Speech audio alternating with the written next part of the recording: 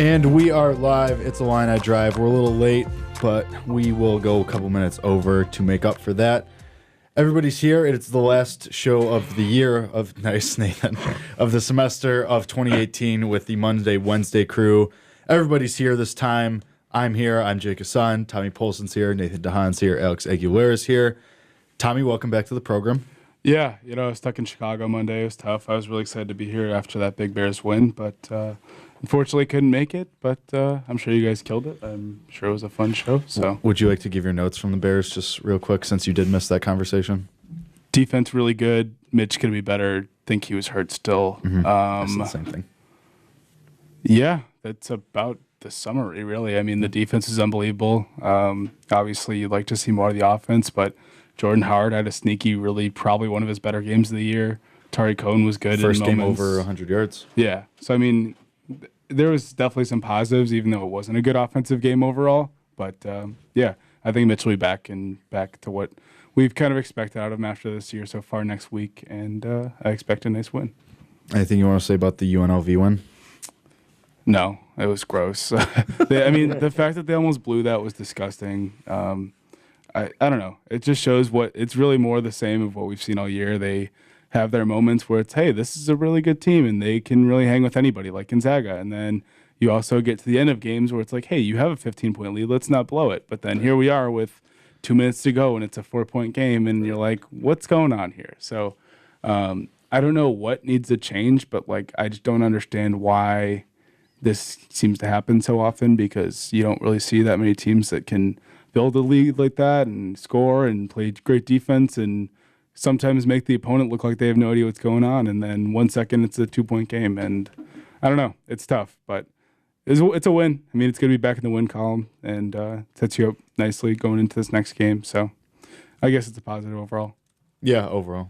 All right. Let's talk about what is coming up. Illinois volleyball, we talked about them at length on Monday with Eli, talked about them at length yesterday with Brian too.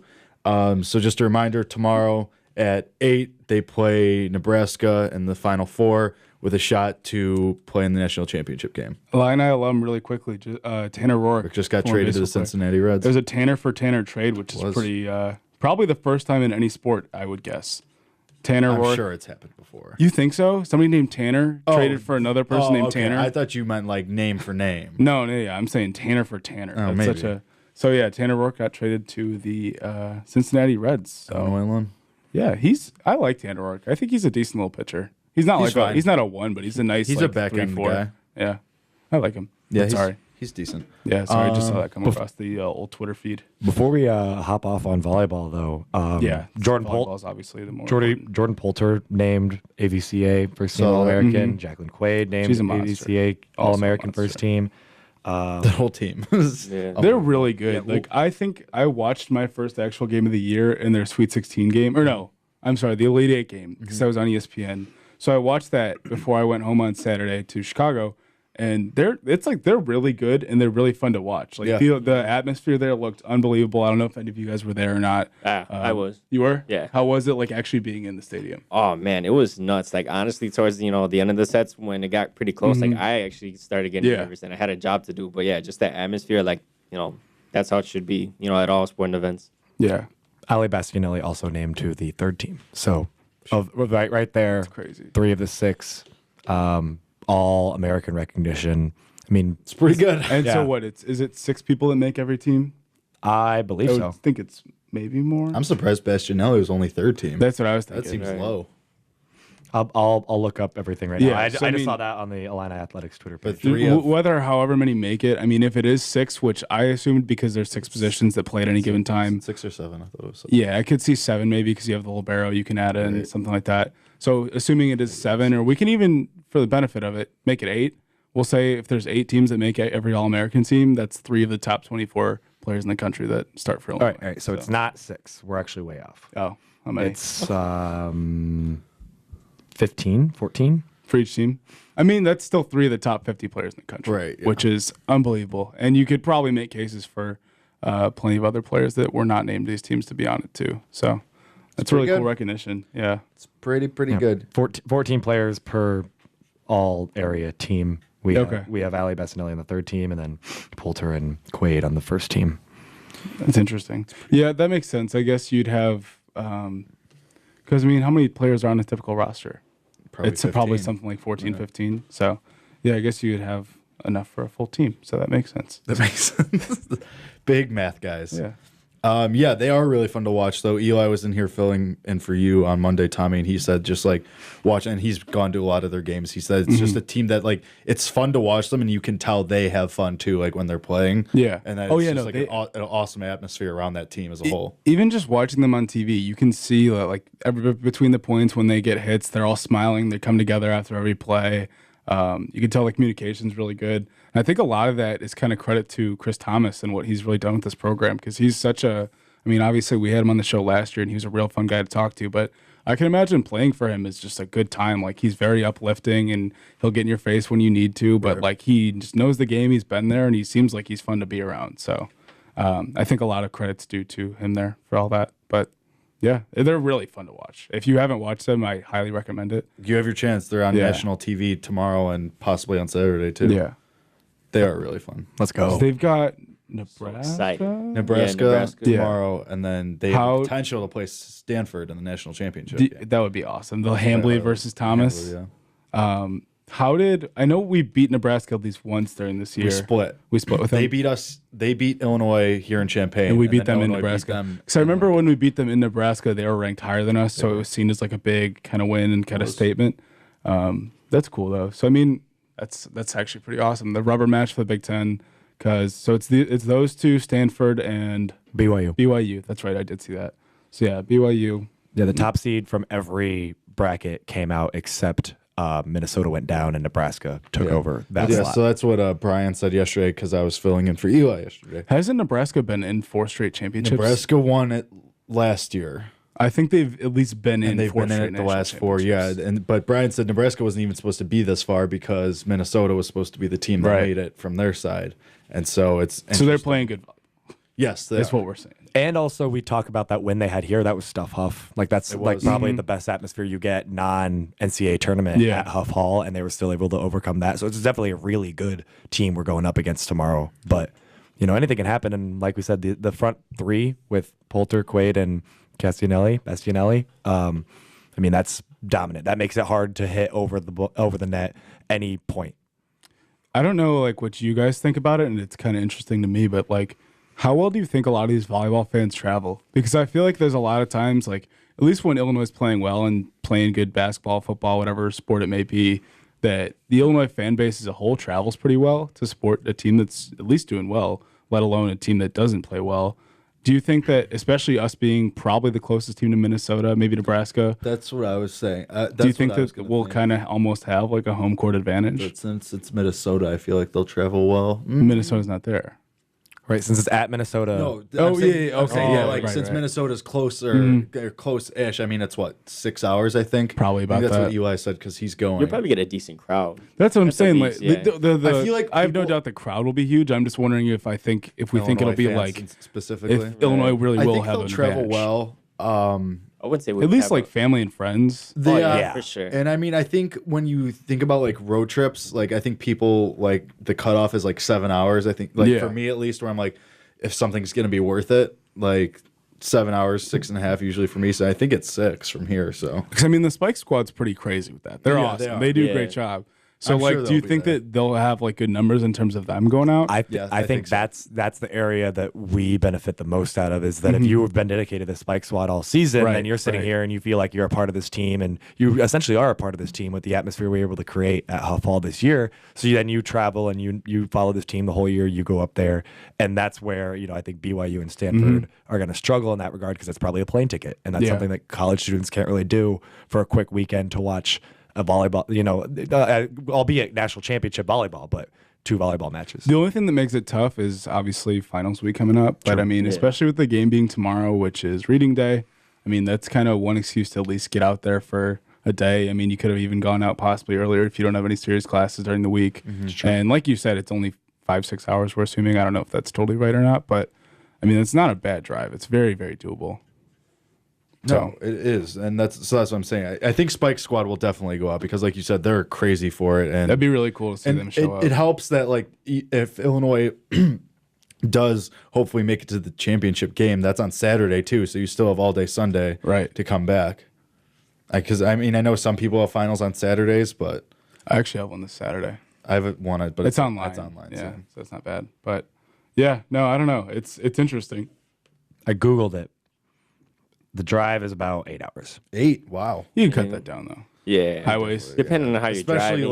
Especially from Champaign to Chicago, I feel like that's where you get stuck a little bit in Chicago. No. So this is saying the best route is to go over to Bloomington and then rocket straight up through the middle of the state. Avoid Chicago. Go through Madison and cut over, or you can could make sense. Crazy. Go to the Quad Cities. So through Bloomington, through Peoria. That seems unnecessary. All the way through Iowa. And then up the middle of... that's making a trip out of it. That's making a trip out of it, but you'd never run into a big town. You'd hit Iowa City and Cedar Rapids and Iowa. But like, say you left around now, you really wouldn't hit much Chicago traffic anyway. Like, it wouldn't be bad. I think it's very, very doable. It's definitely doable. Yeah. Especially like, I mean, once you get to Minnesota, you get those just long country roads. I mean, maybe especially if you have like a friend that goes to Minnesota or something, you could always turn that into. I was about to do that too. If you don't have finals during this week too, you could turn that into a whole weekend. Kind of just stay out there. That would be fun. Yeah, I mean that's what Eli was saying. Like even if Illinois loses tomorrow, like he's just gonna stay and like might as well go do other stuff. You could go see the national championship game of a really good volleyball team. Yeah. Oh, they got Mall of America out there. They do. Yeah. Right, yeah. And there's things to do. The Minnesota campus is really nice. That's right there.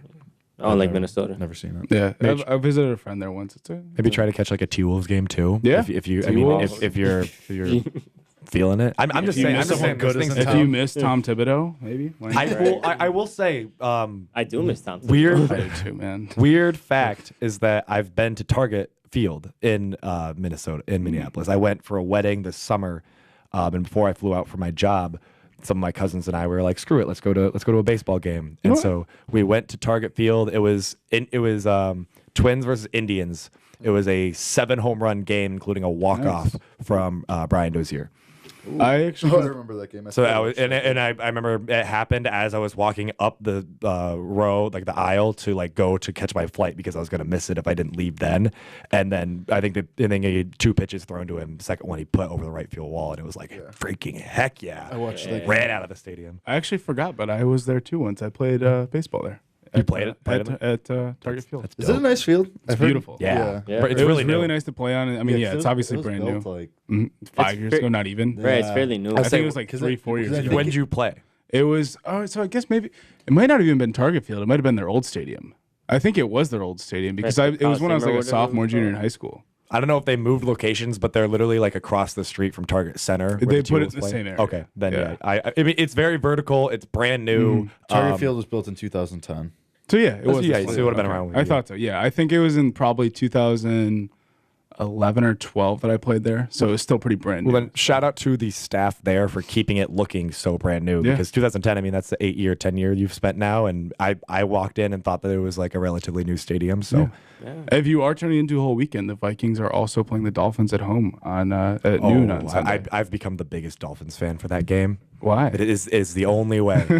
Oh well, yeah, you need them to win to have any chance to. Well, because I looked at it and like they're probably gonna beat who is it? The Lions. I think they still have. They have the Lions and then us, and then the Bears. So I think that the loss against the Bears is probably a win against the Lions. So I sit here, and if they win this Dolphins game, then I'm screwed. You're done. I'm done. Well, and also when the Bears beat the Packers this weekend, that's also that's a huge part of it. Yeah, it's a big part of the equation. But but we know where I stand on what's the percentage gone to at this point? It's like because 5. I think it was 4% before everything happened on Sunday. You guys got everything you needed to happen on Sunday. I would think it still hasn't increased that much, but it definitely probably got a little bit better. I can. There's no way it's over like 7. I was gonna say maybe like 7 or 8. It might have gotten to. You still need a ton to happen, and like it'd be crazy, and like you have to win out.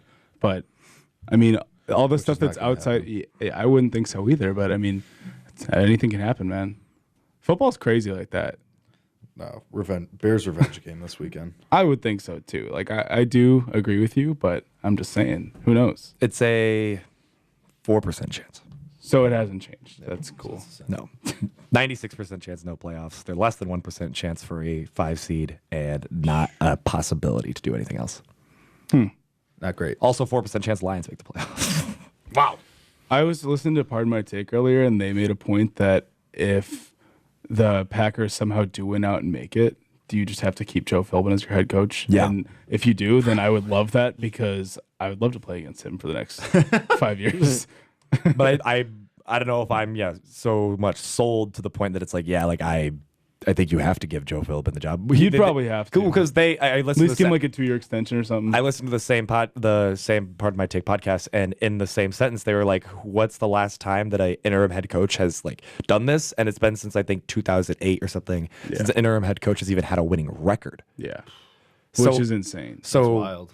So I mean, yeah, if it happens, then you have to be like, yeah, you are our interim head coach, and you did exactly our job. He's like our Tim Beckman. That's a tough comparison. Yeah, I'm surprised. That makes Mike McCarthy Ron Zook? No.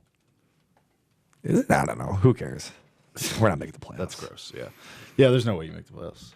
4% chance. Who do you want to coach you? Urban Meyer? I want Josh McDaniels. I don't think I highly doubt it happens. We did talk about that. And then we also talked about Lincoln Riley. But I would not like that. I would like that for you. Right. I think that you guys would do well with him. I think that he goes to the Browns, I would though. love him to go to the Browns. Like, that's what I want, Yeah, too. I could see that. And so then in that case, I don't know. Like I brought it up on the show. I think we talked about if Gary Kubiak's feeling healthy, but then we said that he shouldn't because why make a man that quit for health reasons go play Twice, at Lambeau didn't he? Field? Did he Yeah. quit twice for health reasons? He quit with the Ravens for health reasons, and then he went back to the Broncos, and then said no more for that. So was it 3 times? Because there was a time on the Texans too that he had like a heart attack on the side. Maybe I'm thinking of He's the not a Texas very time healthy is something guy. else. Yeah, I wouldn't trust. Speaking of unhealthy guy that has a shot at having that coaching job, if he decides to just say screw you to college football, Urban Meyer. I think if Urban Meyer's going to go anywhere, I think it's Notre Dame. But I also think that if there's anyone, Really? if there's anyone to say, oh, I'm retiring from health because of health issues, and then just jump ship to a different league, it's Urban Meyer. Yeah. Urban Meyer, the new Pete Carroll. If Urban Meyer went Pete Carroll, if anything, was Urban Meyer because Urban Meyer's faked being health reasons for 3 separate times now. So allegedly, I guess we're not accusing him. Yeah, I don't want to be accusatory. Yeah, I didn't look at his medical records, but I don't know. It seems a little fishy. I'll say that. It smells like fish. Yeah, I don't know. I think that if Urban Meyer was going to go anywhere back to coaching again, I think that Notre Dame is such a fit just because, well, I'm personally kind of okay with Brian Kelly at this point. There's a lot of people that don't like him, even though dude, I don't know, man. He's a weird guy. He's a weird guy. He's got his moments where you're like, wow, this guy's awesome. He makes great decisions, and he has done a great job recruiting. And you can't deny his recruiting job because he's gotten amazing players there year in, year out. Mm-hmm. But, I mean, obviously it's Notre Dame. You're kind of held to a standard where it's like we want to be like nationally relevant every year, and if you're not, people aren't gonna like it. And there was a couple tough years. Obviously last year was disappointing. This year he got to where he wanted to go, so he's kind of obviously on the upswing better. But I think that if Urban Meyer comes and knocks on the door and says, hey, you guys looking for a new head coach, you're not going to say no to him. See, the thing is, I don't think he'll go looking for them. They'll probably come looking for Well, it's not even him. necessarily looking for it. It's just that I think that if he walked up and walked at basically any school in the country and said, hey, I would like to coach your school, I don't think you'd say no to that. Do you? I mean, no, but I'm just saying, like, how he's leaving Ohio State, it just seems like he's not going to right away go looking. That's fair too. Yeah. For another, like, that would be a total PR nightmare. Yeah. For him. But I mean, I don't know. I don't think he'd really It'll be care. interesting. He's proven what he's had to do. I mean, he brought Ohio State to a national championship. Yeah, that's true. I mean, they can't be mad at him for that. Obviously, And they can't lose to Michigan. they can't lose Michigan. Yeah. So, Sure. yeah. Interesting. Speaking of college football, real quick, Illinois lost a commitment from I don't even know how you say it. Is it just Ja'Kai Clark? Yeah, Ja'Kai. Ja'Kai Clark. That's what I thought. I didn't want to butcher it. But we got a commitment today. That's true. But Is it he's today or yesterday? It was yesterday, right? I saw the news today. I What's could be wrong. The kid from Maine East, right? I'm Shout trying to out pull it up. Niles. That's where my public school would have been if I went to a public school. I can't remember his name, but yeah, I think it's the walk-on receiver, right? The yes, PWO. that was today. Was that today? So there might have been one today and one yesterday then, right? Because I think it was both. Okay. But I think they were both preferred walk-on. Yeah, I'm pretty sure they're both PWOs. I only even remember it just because like I saw it. I thought they were the same because the graphics that they used to tweet out their commitment looked similar. Same, yeah. Okay, so yeah, that makes sense. It got me too. So then it was two guys. I was unaware of it, but yeah, that's cool. I know the one. I think the one yesterday was the one from Maine Easton. I don't know who this guy is. I don't really know either of them. I didn't look that deeply. I just saw the Ja'Kai Clark news because Isaac Trotter texted me about it. But was when Miami got involved, you kind of saw the direction that was heading. I guess so. Is Miami really that much better of a place though right now? No, I mean they were expected to be awesome this year, and like they have some talent. I feel like they have more to sell, and I think isn't that closer to home for him too? I'm pretty sure. I don't know. I don't know where he's from actually. The guy I'm talking about is Matt Judd. Yeah, Matt Judd. That happened today. Maybe not. Yeah, he was okay. I think they were both like similar names to that then too, honestly. Well, it was yesterday. Yesterday afternoon. Judd was he committed. Okay. And Ja'Kai Clark was the same day. I'm looking at Matt Judd now to see if it's who I'm thinking of. Right. But yeah, I know Ja'Kai Clark was, I don't know where he was from. I just remembered seeing pictures of him, and he's like a massive human being. He would have been awesome on the line. Yeah, Matt Judd is the Maine East guy. So are you sure there was two then? Yeah. What? I thought it was. Also, yeah, I'm looking back now. Miami is closer to home for Clark. Where is he from? I don't know exactly where he's from, but I just remember when Isaac was texting me about it, he said it's closer to home for him. And yeah, that's fair. I guess Isaac, big stats guy, Mr. Football Man, would know. So. Yeah, it's disappointing. I mean, it's kind of crazy because he's somebody you didn't necessarily know if you're going to get or not. And then you get him, he signs, and he tweets out, I'm 110% committed. I'm not going anywhere. Because he had already done the decommitment process once. Yeah. So, where did he initially commit? Arizona. He was Arizona. Okay. So, yeah, he obviously has been a couple of different places now. And it's disappointing. You see that kind of thing where he goes, it's over. This is where I'm staying. And then I remember seeing him tweet like, oh, just got an offer from Miami. And then he goes, does an OV the next day. Says like, so I remember him tweeting something along the lines of have an OV, LOL, like not something like not expecting much to change. And then he tweeted something after too, saying like, wow, this was a great visit. Gonna have to stay off the grid the next couple of days, make a decision, or next like couple of weeks and make a decision. And then next day, he said days. Yeah, he did say days. It wasn't. I remember that tweet too. And then the next day, he voted. Next day, he's like, yeah, 110% committed to University of Miami. Thanks, Coach Rick, for the offer and everything. So I mean, yeah. What are you gonna do? Though. Good for him. Like you got to be happy for the kid. I'm sure that, I mean, a lot of kids like, obviously not as much like his generation, our generation, but like right before us, Miami was like the place to go. Yeah. Like he probably watched like the ESPN, like the U 30 for 30 and was like, wow. Still my favorite. Also 30 they for were 30. what? It's up there for they me. were what? 7, as high as 7 last year? They weren't that good this year. 2 years ago, yeah, they were. 2 years ago, they were like top 4. Yeah. I'm not saying this year. I'm saying last year. They were top 4, like when they beat Notre Dame. Yeah. It's a cool place to play. Yeah, whether they're good or bad, they probably have a lot more to sell and recent success. So that's fair. It's fair. Good for him, but obviously disappointing. Let's do our break right now. When we come back, we'll look ahead to the East Tennessee game for Illinois basketball, and then we're going to do a year-end wrap-up, our favorite moments from this past semester, past 6 months, and then what we're looking forward to in the new year, right after this first break.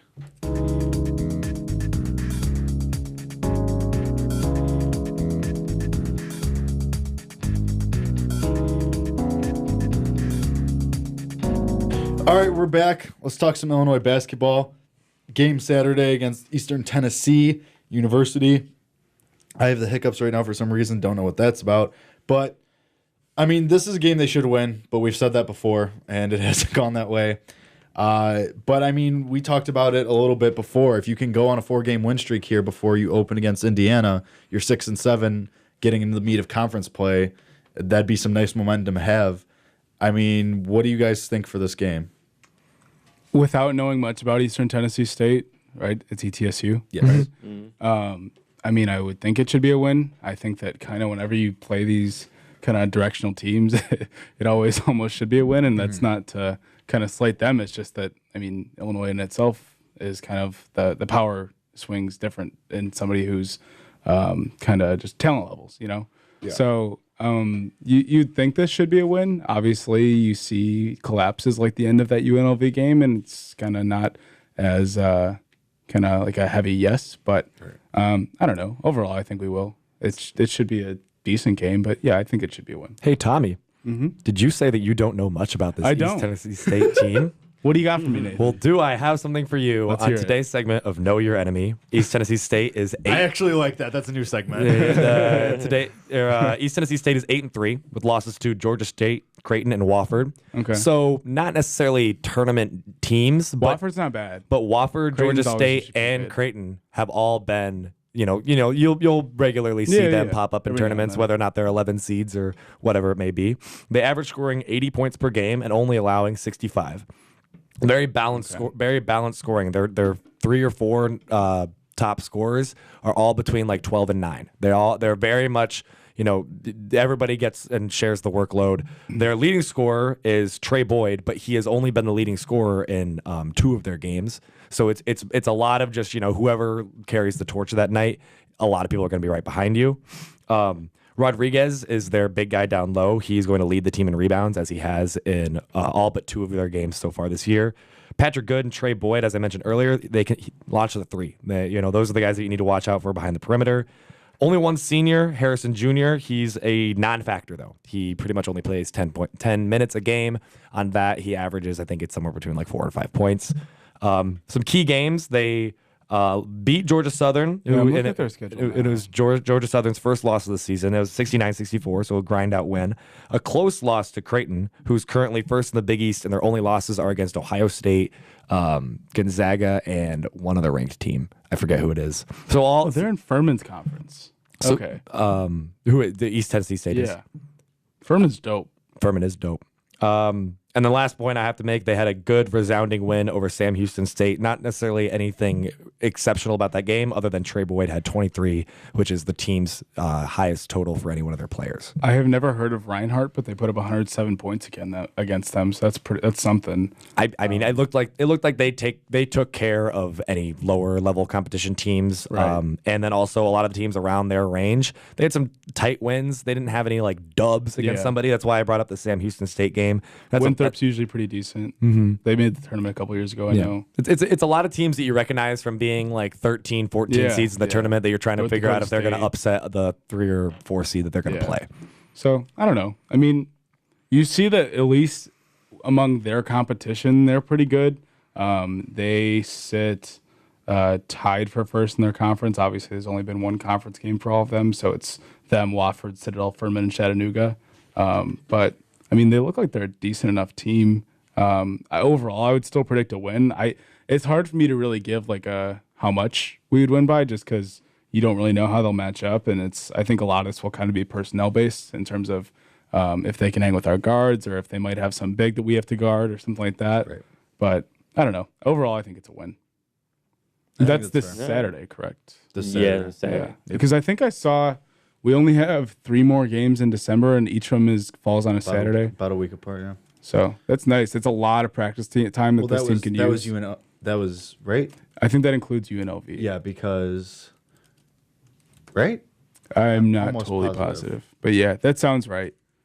It's good. I mean, I think that this team can use all the practice time it can get. No, it's because it's UNLV and then this game against East Tennessee State, Mizzou, Florida Atlantic. Yeah. So that's it for December. Yes. Okay. Yeah. And so then that you makes have sense. Indiana on the 2nd, I believe, 2nd or 3rd. Indiana looks kind of decent too. They're pretty good. Yeah. So that's why it'd be nice to have 4 straight wins going into that, because it'd be nice to have as much momentum as possible. I mean, obviously, like you don't want to just overlook this game, but kind of looking into this upcoming schedule, I'm really excited for bragging rights. Yep. I'm excited to see how they kind of fare against a team like that, because obviously we're coming off 5 straight wins. Big win last year when Mizzou probably had a much better team. They had the talent advantage last year, and the record kind of showed it. Murray? Or what's his face? Porter. No, this year I'm talking about. Well, Jonte Porter's out this year now, too.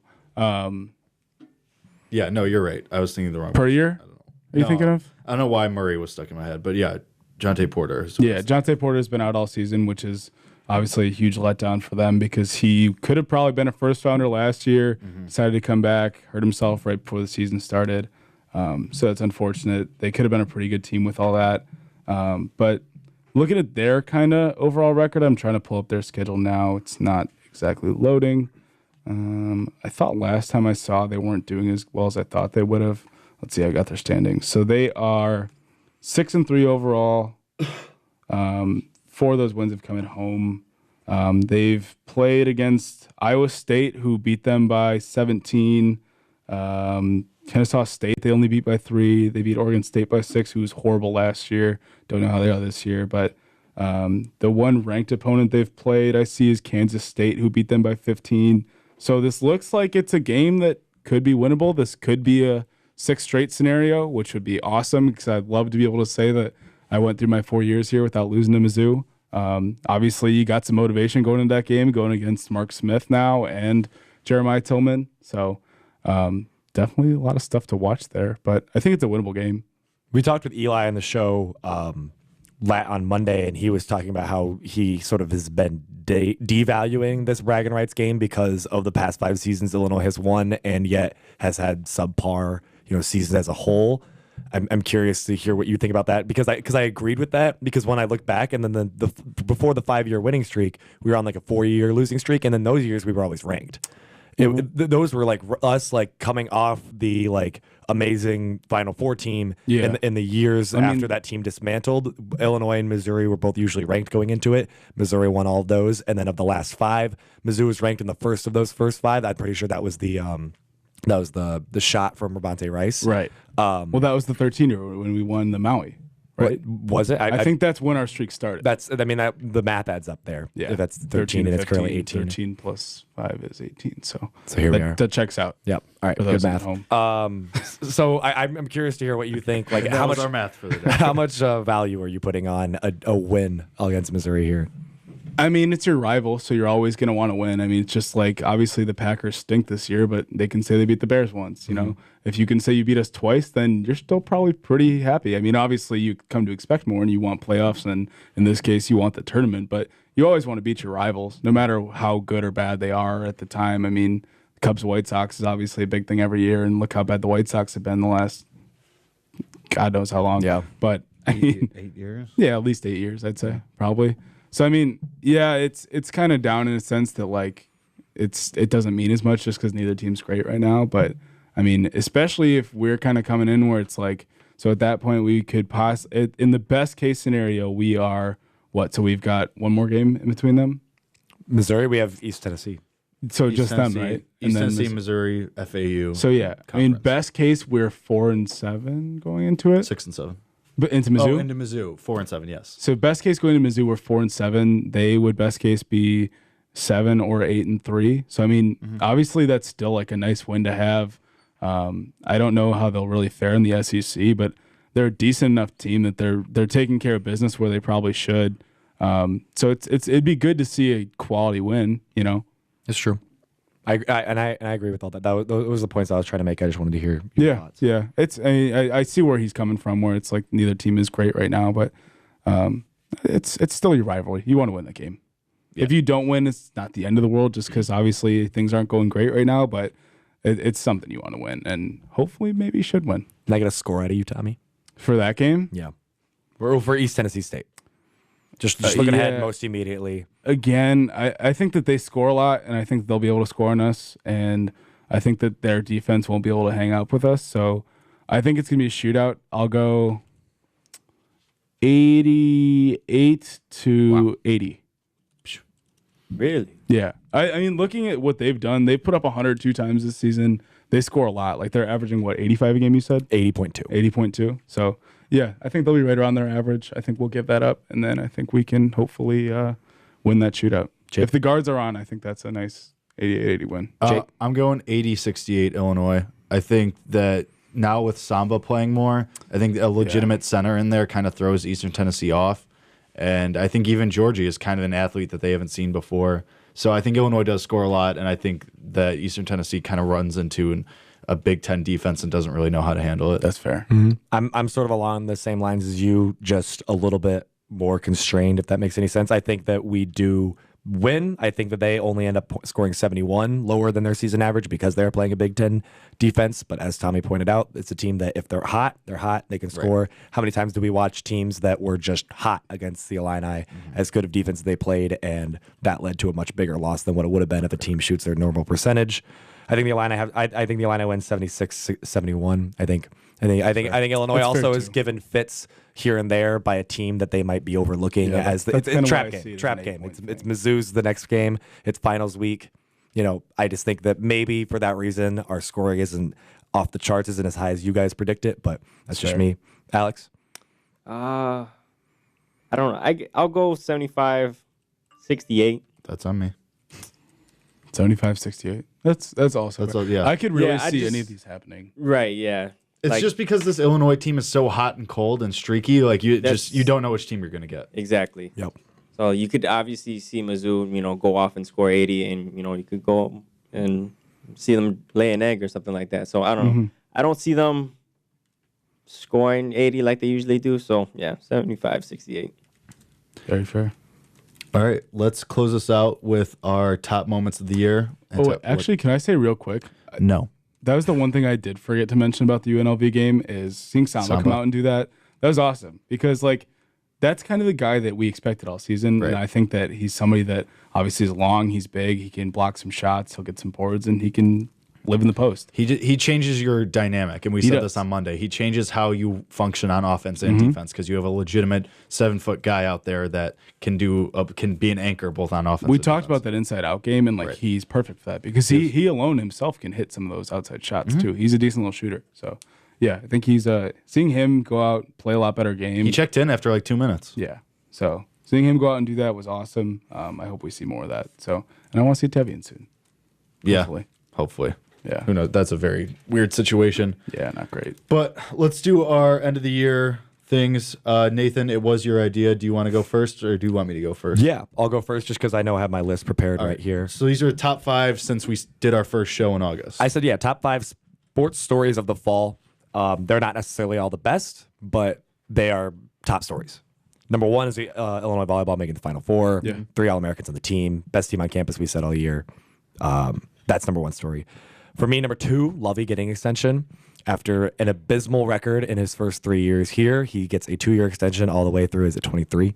24 season? Yeah, 2023. And that goes hand in hand with my number 3 story of the fall. Illinois football losing 63-0 to Iowa at home for the worst loss in program history, an embarrassment on senior day, and just an overall low point for Illinois football as a whole.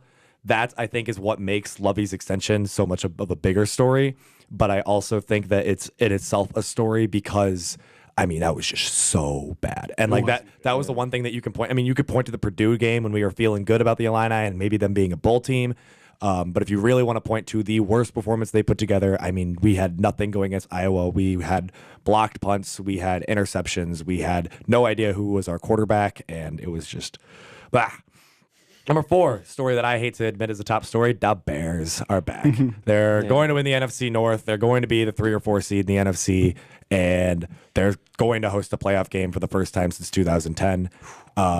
It's very exciting for people here on campus, everybody here in the state of Illinois, and of course, all you Chicagoans that are so on this team.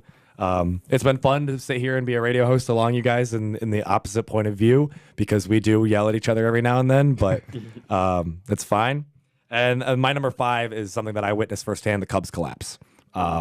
Started the beginning of the season. We came in, me, Tommy, Alex, all so hot about how good this team is, still the best team in the NL at the time. And then just having that crazy streak at the end with the Brewers deciding not to lose games and the Cubs just doing everything they need to do to fall into a game 163 trap where they lose and then get to host their wild card game against the Rockies and then fall in that one too. Just a quick end of the season to what seemed like it was definitely going into, mid-October at least again. So those are my 5. All fair. So mine, number 1, volleyball, obviously, for everything that we've talked about for the last 2 weeks. They're unbelievable. Best team on campus, so on and so forth. My other story was the first 3 quarters against Penn State and how good we felt about that and how we said, all right, that's kind of a moral victory. You hung in there. But obviously we know what happened after that. Third, this is kind of a dark horse one, I feel like, but Antoine January, I think is a big story that kind of we didn't really talk about as much as we should have, and maybe that's because it's not till next year, but it is also on break. Yeah, so I think that was a big story that kind of got buried a little bit. My last two are national more stories. Game 3 of the World Series, the 18 inning game, The 18 game. the 18 inning game, the Nathan Eovaldi game. That game was just awesome for what was mostly a fairly bland postseason in the MLB. I feel, we got one of those classic games. It was like Game 5 of last year's World Series where it just went on, and then it ended in an awesome way, and awesome storylines. And then 5, obviously Bears. I put specifically the Bears-Rams game because that game is what really makes me feel good about this Bears team and going forward. Tommy, your 5 for the semester? So yeah, as many of you don't know, I unfortunately thought today was either Tuesday or Thursday. Can't really tell you. So I was really I was last second addition to the show. I was notified it was Wednesday at about 5:40. So kind of just putting this together as we speak. But yeah, I think volleyball is the obvious number one. They've been dominant from front to end all season. They've surpassed any expectations because I don't even think they started in the top 25 this year, did they? I don't think they did. So because I remember them getting ranked for the first time. Yeah. So obviously, I mean, this team kind of came out of nowhere. I mean, I wouldn't say out of nowhere because they obviously had a bunch of They didn't talent. get the recognition they deserved. Right. Yeah. On the national scene, you could say they came out of nowhere, and they've just defied all expectations. So shout out to them. They've had an unbelievable season, and hopefully it finishes right. Number 2, I'm saying the kind of turmoil that is the Blackhawks right now. We haven't talked about it a ton on this show, but I mean, the Blackhawks in our generation have really been like the best team in Chicago. They have won 3 Stanley Cups. The run that they've had since from like 2009 until really last 2 years ago? 2 years ago, you could say, was unprecedented. I mean, 09 to 16. 09 to 16, 16, 17. Yeah. Because it ran into Right. Yeah, so the run that they had for that was just one of the most dominant runs in sports. You could make a case that they should have probably won in 14 as well. So in that scenario, you're talking about winning the cup in 13, 14, and 15, which would have just been unbelievable. They were a deflected shot away from doing that. So obviously they were at the peak of sports, and they have come to this where they are now the official worst team in the NHL. They're the first team this year to 20 losses, and they fired the second winningest coach of all time in NHL history. So it's been a crazy run. Obviously, this year has not been as fun to watch as the others, but here we are, and hopefully they lose for Hughes. Shout out Jack Hughes. Come to Hawks. 3, Cubs. Obviously, like Nathan said, I mean, there's not too much more to add to it, and they had so much promise. There's so much talent, and this was really the first time in this era of Cubs that they faced the injury bug. I mean, obviously, you lose Yu Darvish, you lose Chris Bryant for basically the whole year. Almora had his stints, and Hayward had his stints, and this is really the first time that we've faced any health problems, and I think that really was kind of what killed this team, and I think that even if they don't splash somebody big this offseason, just getting those guys back healthy in itself is a huge addition. So I'm looking forward to what they do. 4 Bears, not much to say. Yeah. Awesome. They've been killing it. And didn't write down a 5th, but if I had to pick offhand, I would maybe go, I guess, how gross the Bulls are right now. It's not campus related, but Chicago, close enough. This is a absolute dumpster fire right now. Jim Boylan needs to go. After being named coach for like a week and a half, he's already needs to go. So yeah, been a fun year. Alex, anything you want to toss on there? Well, volleyball, number 1, just like hands down, no argument. 2, I probably actually would say that 63-point loss. That was just like gross and disgusting and ugly and not fun, but hey, it happened. Number 3, I would say the Lovey extension. That was at the time when it happened, it was kind of surprising, but I think now we sort of see why. We talked through it. We had our group therapy. Right. What was that, 3? Yeah. 4. I would say the Bears. Just to see, my hometown football team be good since like grade school is pretty fun and exciting. So happy to see that. In 5, I will do a combo of both the Blackhawks and the Bulls. Two of like probably the most storied, franchises in each of their sports, and they are, at the bottom of the barrel. I think you could say changes that need to be made are Stan Bowman needs to go from the Blackhawks. Yeah, get out. Boylan, Foreman, and Pax needs to go from the Bulls and, start fresh. But, yeah, looking forward to see what these Bears do and, hopefully a healthy Cubs team. Yeah. In the coming years. 100% agreed. Yeah. If you guys will have me, I also have a top 5 of things I'm looking forward to most over Christmas break. Sure, we're going over because we came in here late, so go for it. We lost 10 minutes. We got 10 minutes. Yeah. You're welcome, radio listeners. Yeah, for the extra 10 minutes. The vocal talents of Nathan DeHaan for an extra 10 minutes. Exactly. Oh. I'm going to start off anti-listener, though. And I'm going to say the Packers make the playoffs. Philippin's the head coach. Nobody knows how they feel about it. That's the prediction. That's going to happen. That's not a prediction. It's 4%. It's the thing I'm looking forward to the most over Christmas break. Nathan, these are things we're looking forward to and things that are going to happen. Number 2, Cubs sign Bryce Harper. Yeah. I don't care what we got rid of. I don't care that Jason Hayward isn't there anymore. Wait. This is number 2. Don't stop me now. I'm on a roll. Number 3, Illinois hires defensive coordinator Dave Steckel, the Missouri State head coach, as our defensive coordinator. There's been rumblings before. He's a defensive-minded head coach. He used to be the defensive coordinator for the Missouri Tigers, and we welcome We welcome him on board to what we call Illinois football. Number 4, Bulls fired Jim Boylan because they're a dumpster fire, and they're not even happy with the interim head coach. I don't know if that's grounded because it seems like the players are complaining that they're getting run after losing games, which, I mean, that's kind of how like the reprimandation of losing games. Yeah, in high school. But yeah, no. I see the point they're making. Not grown men. But it also grown men. It also sounds a little whiny at times. And number 5, Clemson wins the national championship game against Oklahoma. Interesting. Oh.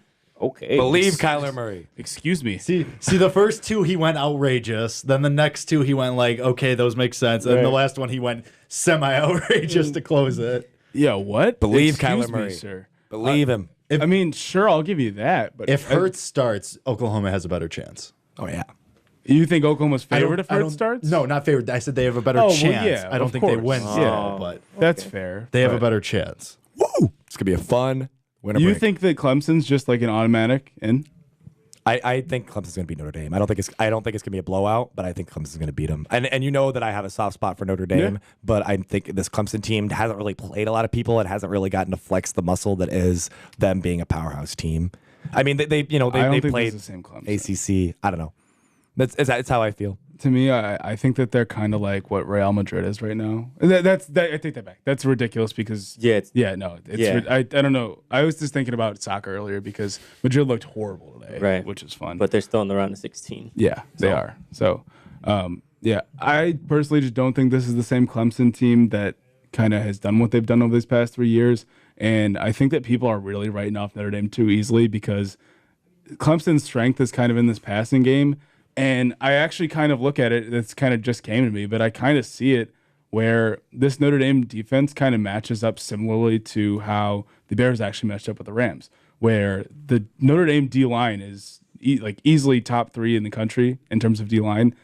They can easily get to this quarterback. If they put pressure on Trevor Lawrence and force him out of the pocket, then you have Julian Love back there. You have some great D-backs who can make plays and kind of turn this game over and turn it into Nazareth Academy. Yeah, shout out Naz. So, I mean, they have it's a good matchup. I mean, you're never excited to play Clemson, but I think it's a good matchup and like how everything goes down. If you get Ian Book to go out there and be Ian Book, I think it's Tommy, I want to believe what you're saying. The only thing is you just talked about a Notre Dame defense that sounds eerily similar to like when Stephon Tuitt was on the line and when Manti Te'o was your linebacker and Matthias Farley was your safety. Don't compare that Bama team to this Clemson team because that was probably the best college football team of all time. And this year, and then I'm going against my own statement. And this year's Alabama team isn't better? Question mark. You can make a case, I guess, but close. I'm just saying it feels like the same thing with Notre Dame where they have this unreal defense and then they come in with a young quarterback that has been looking good all year. Like I feel like I can draw a lot of comparisons of this Notre Dame team. I'm not saying they'll beat Bama. I think they can beat Clemson, and then I think Bama's yikes. Like good for them. They already won. Like cool. Good job, Bama. Good job, Nick Saban. Open up another BMW dealership. But It's Already. Yeah. Little anger, misplaced anger there, it sounds like. But whatever. Can't stand Nathan, that was a good list. I mean, it was the first two were a little wow, but I'm here for it. Mine are very bland. First one, bragging rights. I want to make it 6, and I just want Illinois to have that. Second, Bryce for agency, wherever he goes. I'm just interested to see the whole process and how the dominoes fall after that.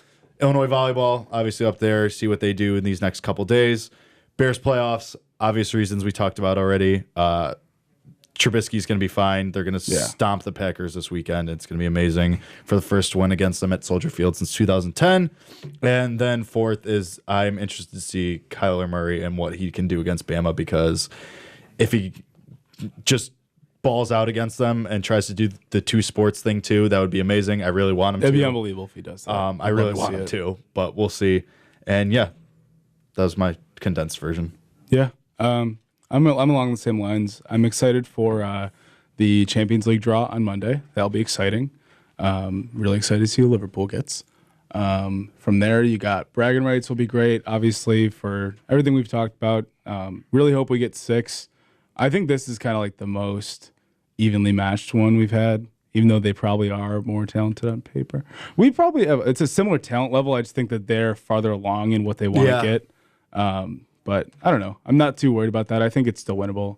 Obviously, you said Bryce. I am very excited to see where Bryce goes. I hope that Theo and them start making some moves, because I would love to have Bryce playing next to his good friend Chris. So be next to him, right field, third base. They'd hit next to each other probably. Probably. Yeah. What, 2? I think you keep Chris 2, him 3. Where's 4? Fair. Probably next to each other in the So dust. nice. Oh, that's all the home runs. And Almora leads off still? Yes. Yeah. Bias 5. Yeah. Oh. We're talking. Schwarber We- 6. We're talking. Yeah, we're talking. Contreras here. 7. And then Whoever's playing Hap. second. Yeah, probably Hap Happer, second. Zobrist 8. Ooh. Maybe DJ LeMahieu. Is Zobrist? He's got one more year on his Yeah. contract, Yeah. right? One more. Maybe 2, honestly. He's here No, it was- forever. I'm dude. pretty sure it was a 3-year deal. Okay. Regardless, I'm also excited for the Winter Classic. Even though the Hawks are going to get rolled, they're playing at Notre Dame Stadium on New Year's Day, which is going to be pretty cool. You know who they play again? It Boston. is Boston, the Bruins, who are very good. So Very good. that's going to be horrible, but it's always fun to watch hockey outside. It's a good New Year's tradition. Hawks have been in it 50 times at this point, but I don't get sick of it. It's still fun to watch, and yeah, I'm excited for it. What is it? Looking to see where Bryce Harper goes. Yep. Whether it's the Cubs, I guess. I feel like that's not going to get wrapped up until February. Right. Yeah. Honestly. I'm hearing It talks about the White Sox too. I Yeah. wouldn't mind that either. That's my second favorite baseball team. Champions League draw. Curious to see who Tottenham gets drawn in with. Tottenham's going to end up getting some unit. They're going to get Juve. Yeah. It's going to be insane. Yeah. It'd just be so Tottenham. But- What else? Bears playoff run. See how far they go this year. gonna be And then super playoffs. How many is that? I'm bad at math. How many what? How much? That was your third, I think? That was I my think, third. Actually, you took my Winter Classic. Always love watching that on New Year's. We got great jerseys this year, so if we're gonna lose, we're gonna lose in style.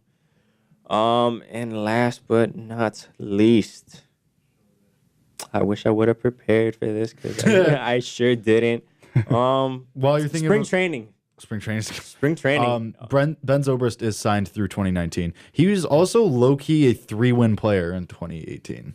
He was sneaky He good. was sneaky, very valuable. I mean, when he played, his average was probably close to 300. I think he ended up leading us in average with a 300 or 301 or 305. something like that. Yeah, I mean, he wasn't an everyday guy, but when he did Right. play, he was pretty good.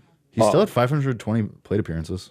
Yeah, he stepped in a lot. Even 139 games. even the games he didn't start, he pinch hit a lot and would Interesting. come into him. That's right. So Okay, non-sports related. Looking forward to Avengers. True. That's a Captain good point. Marvel. That's a good point. That's a good And Mortal Kombat 11, one of my favorite games of Ooh. all time. So point. yeah. Didn't think about that one. interesting. All right. That was good. Cool. This has been the Monday, Wednesday cruise, last show of the semester. Catch me. I'm filling in for Eli tomorrow. Maybe one of these clowns will fill in with me too. But otherwise, it'll be me and Brian tomorrow on the Thursday if you didn't show call us a clown. for the last show of the year. for the last show of the semester. But thank you for listening. This has been Illini Drive. Alex, if you would so kindly hit the music.